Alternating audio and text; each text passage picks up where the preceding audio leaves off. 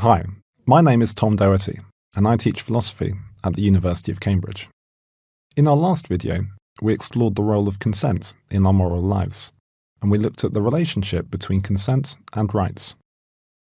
In this video, I'm going to talk about the nature of consent.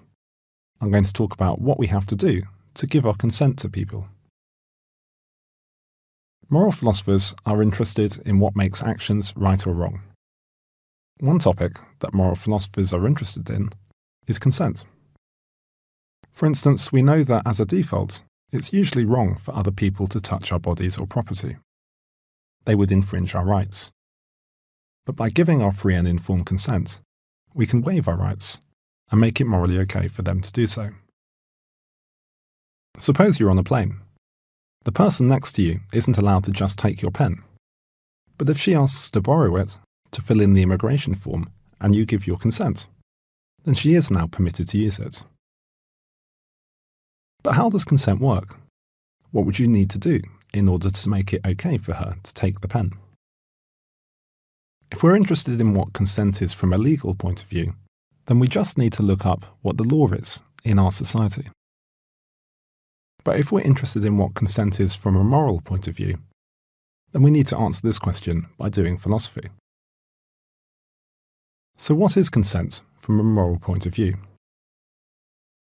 Some people think that you need to indicate that the passenger is allowed to borrow your pen. That's the behavioural view of consent. Other people say that you don't need to indicate your consent. Instead, you only need to decide that it's okay for the passenger to use your pen. That's the mental view of consent. We can indicate that we're consenting in lots of ways. We can communicate using words by saying, "Sure, you can borrow the pen." But we also communicate through body language, facial expressions, and gestures. If you hold out the pen and smile at the person on the plane, then this could communicate that you are allowing her to use it. So long as it's clear what you mean, then it doesn't seem to matter how you communicate your consent. The behavioural view can agree with the mental view that you need to make a decision to give your consent. If it weren't necessary for you to make any decision, then it'd be possible for you to give consent by accident, for instance, by a slip of the tongue.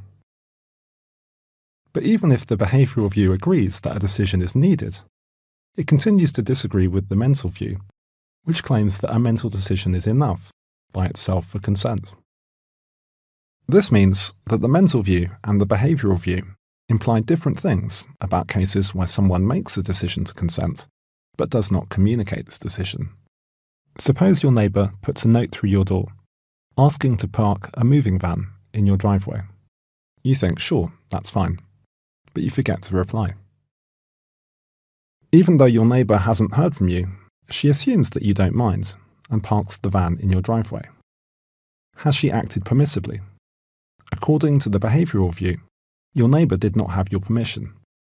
You hadn't indicated that you consent, and so your neighbour wasn't properly authorised to use your driveway. But according to the mental view, she has acted permissibly. After all, you didn't mind her using the drive, and the mental view says that you've consented to someone's behaviour if you don't mind their behaviour. According to the mental view, you could blame your neighbour for parking the van if she didn't have good enough evidence that you don't mind. But since you didn't in fact mind, the mental view implies that your neighbour did have your permission after all. Since the behavioural view and the mental view analyse this sort of case differently, we might try to decide which view to accept by thinking about the case. Do you think the neighbour acted permissibly? If you do, then you should accept the mental view. If you don't, then you should accept the behavioural view. But some people are not sure what to think about these cases, and lots of people disagree about them. So it doesn't seem like we will resolve the debate between the mental view and the behavioural view just by thinking about these cases. What other reasons are there for accepting the mental view or the behavioural view? Some people say we should accept the mental view because they think that consent is an important way that we control our lives. Since we have complete control over which decisions we make, the mental view would imply that you always have complete control over what you permit people to do. You get to control whether it's okay for your neighbour to use the drive, just by deciding one way or the other. No further action is required. But other people say that a mental decision is too private to count as consent. They say that consent needs to be public to transform our moral relationships with other people.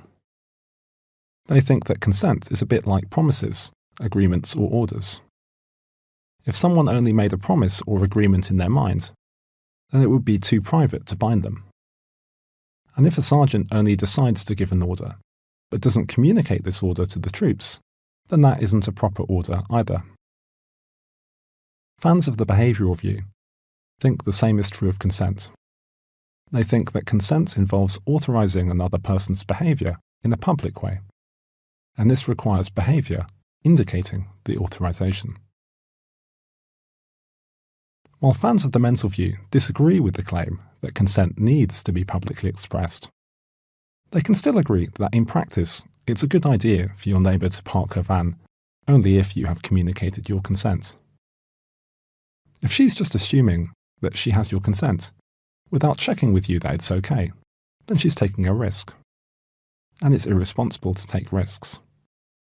So you could blame your neighbour for taking this risk. So while philosophers disagree about whether consent requires communication, they can agree that to be responsible, you should make sure that you've got another person's consent. In practice, that usually means that this person has to communicate her consent to you. Otherwise, you'd be irresponsible by going ahead. So we can all agree that it's a good idea for us to communicate, while disagreeing about whether communication is necessary for consent. What do you think? Do you need to communicate that you don't mind someone performing an action in order to consent to this action? Or is it enough that you've decided that you don't mind this person behaving in that way? Thanks for watching. To subscribe to Wireless Philosophy on YouTube, click here.